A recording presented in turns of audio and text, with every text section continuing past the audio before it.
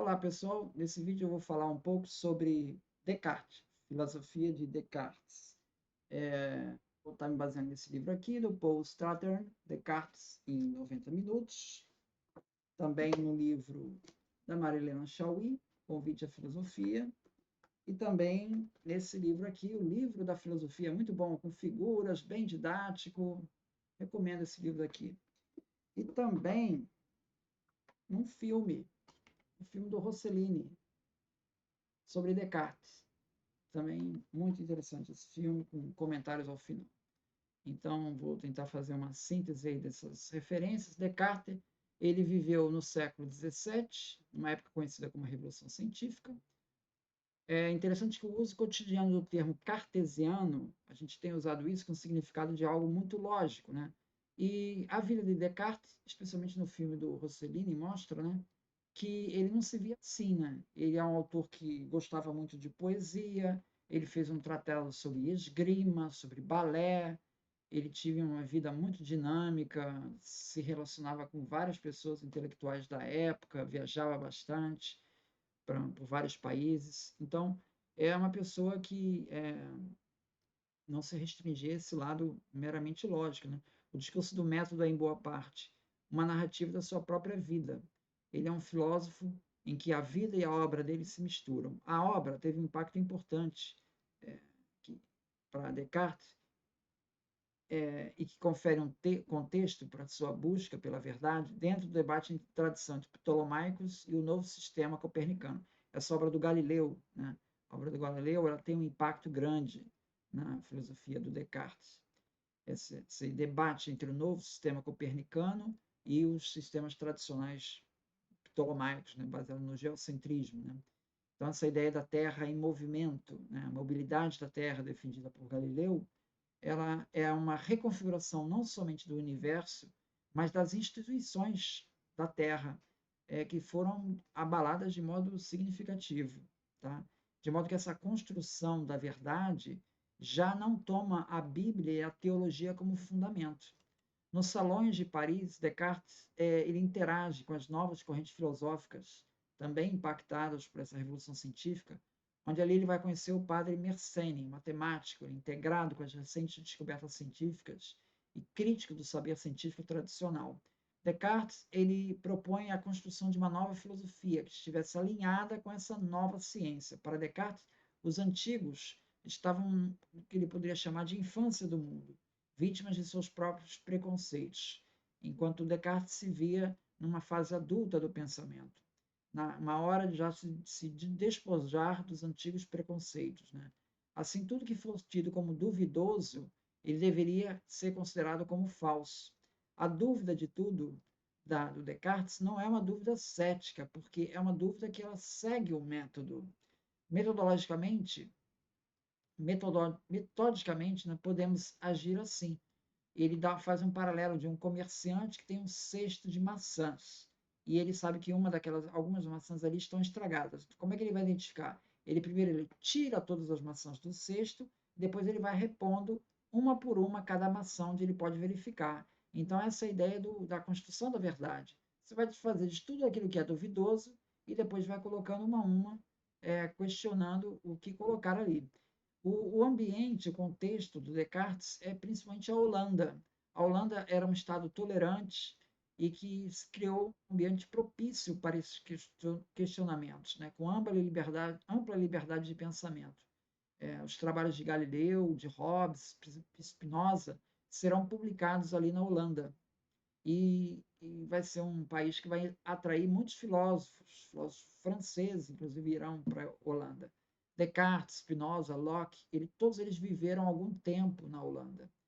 Descartes ele relata alguns sonhos em que ele associa com as questões relacionadas com a busca do conhecimento, com a produção de um conhecimento total, um sistema de toda a natureza, que pudesse explicar toda a natureza, de todo o mundo.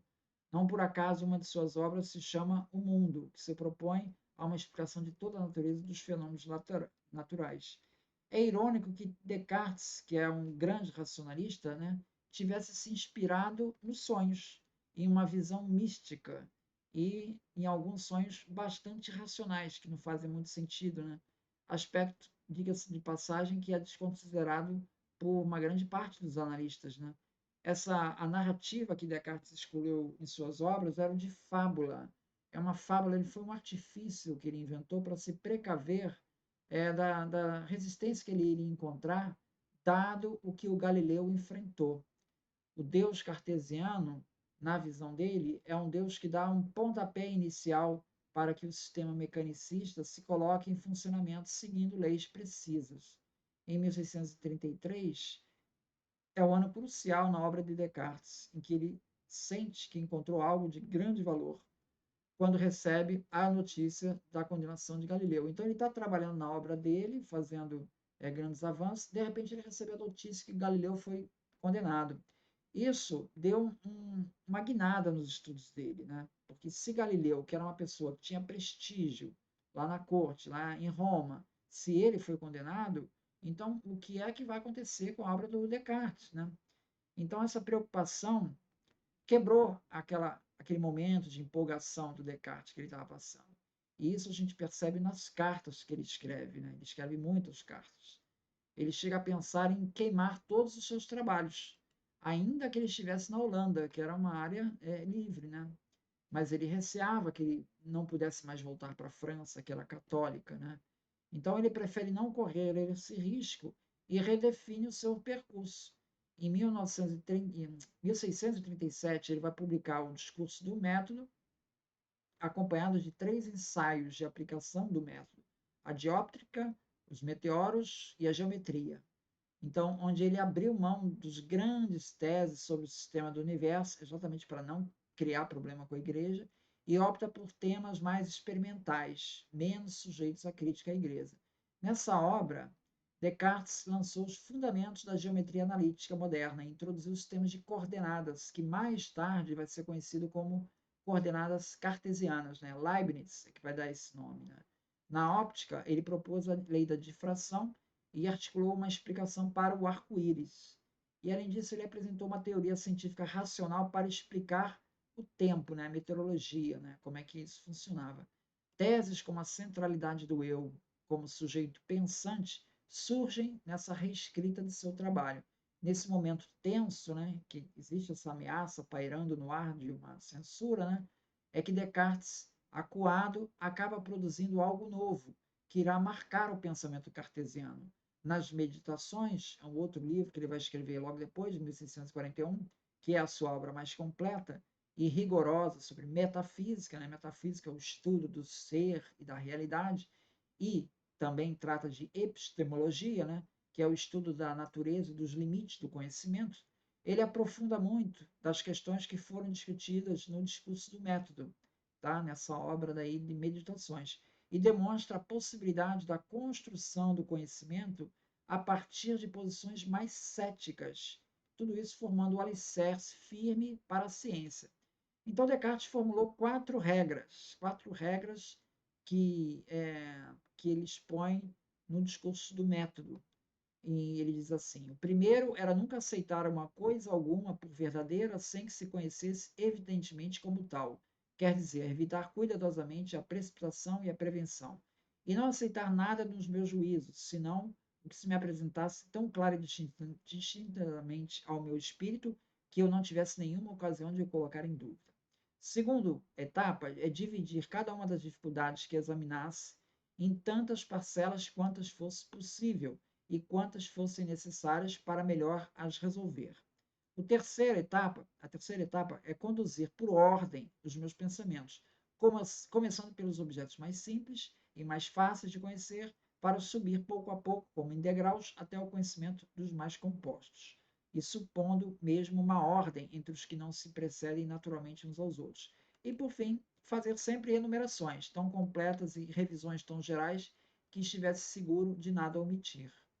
Então, isso são as 4 etapas do método, do tal método que ele propõe para a construção da verdade. A primeira dessas regras é a regra da evidência. Né? Descartes indica com toda a precisão a necessidade de pôr de lado todo o conhecimento que não tem um princípio na evidência, rejeitando todos os conhecimentos provenientes dos sentidos, da imaginação ou de formulações apressadas, né, que seria a precipitação, e recusando as explicações que lhe haviam sido dadas como certas desde a infância, que seria a prevenção. Ele aceita apenas aquilo que é claro e distinto, aquilo que não pode ser posto em dúvida, isto é, aquilo que é evidente. Então, esse vai ser o ponto de partida dele. Segunda regra é a regra da divisão, segundo a qual é necessário dividir cada dificuldade ou problema no maior número de parcelas e estudar cada parcela separadamente. Então, tem um problema grande, eu vou quebrar isso em uma série de problemas menores. Tá? A terceira regra é a regra da ordem, partir dos fatos mais simples e fáceis para os mais complexos. Nesta regra está implícita a dedução como percurso correto de pensar.